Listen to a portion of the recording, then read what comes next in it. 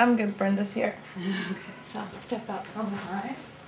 So my visuals are here. The introductions. You need to introduce yourself. Hi. I'm Lori Baptista. I'm the director of the African American Cultural Center here. And what was the question, Jenny, for the intros?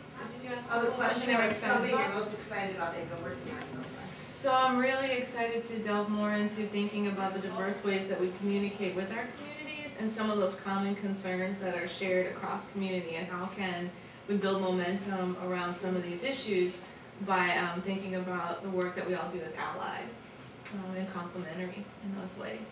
So the project, I think, there are many things that we've done, and Cindy mentioned how we use participatory action research as a way to kind of think about stakeholders and engage people in issues. But I think one of the tools, one of the most successful projects we've had is the idea of a community curated exhibition.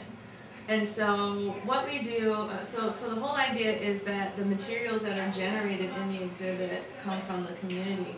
And what works really well here, what we did for this exhibit, Herbs and Horto, which is a play off of the motto for the city of Chicago, City in a Garden, is really push that theme to ask some questions about what does it mean to live and work and interact in this city.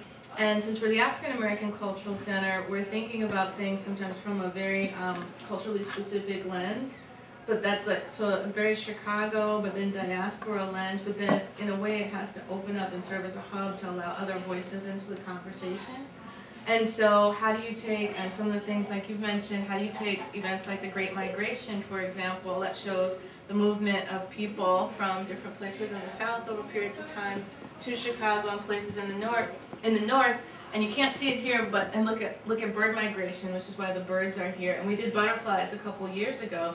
And this is a nice intercultural comparative framework as well, because my colleague at the Latino Cultural Center did an art project as a part of our Heritage Garden internship a couple years ago, where we looked at butterfly migration and the monarch butterfly.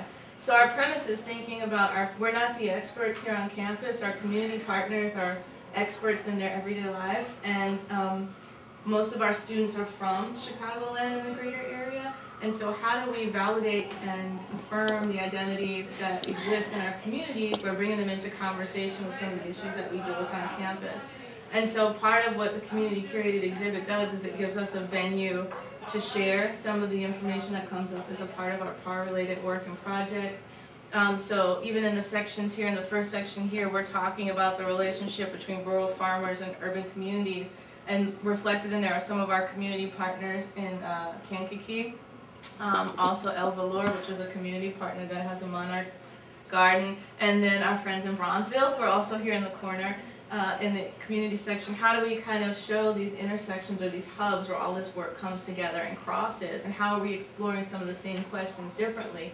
And then by putting it all in the same room, who's missing? And so these are adaptive tools, for example, for people with disabilities, because people with disabilities have an investment and a concern maybe in gardening and sustainability, but maybe they need some special tools or other tools to be able to participate. Maybe African Americans who have had a history of slavery and sharecropping might have a reservation about participating. Maybe ethnic immigrants from Eastern Europe who came at a particular time, there was a stigma against farming or agricultural work when you come to a city. So how do we share the stories and the artwork and the reflections on these issues in one space so that we're not just talking to ourselves, but that we're talking to each other and finding these common points. So I see this same kind of method, this creative way perhaps of sharing information and feedback and stories and images and participating in artwork and projects. How do we think about smart grid in these very same kinds of ways and bring a lot of those concerns together in a creative format that also makes it accessible to other people?